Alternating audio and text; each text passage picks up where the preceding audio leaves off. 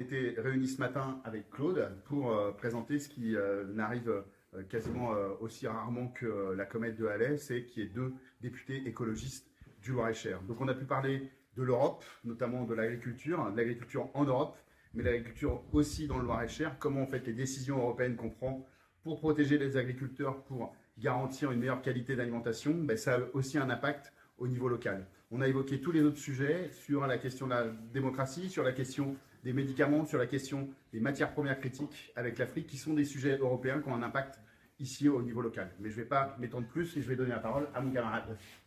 Merci François. Donc on est deux députés européens sur le même département et c'est aussi souvent que le passage de la comète de Halley, comme disait François.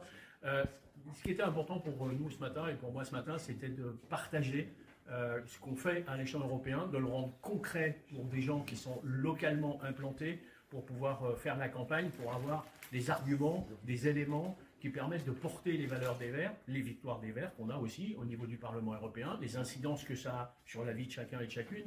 Et puis après, dans la campagne, qu'est-ce qu'on peut reprendre et avec quoi on peut aller à la bagarre, au combat, dans la campagne pour communiquer l'avenir optimiste que proposent les écologistes ici en Loir-et-Cher.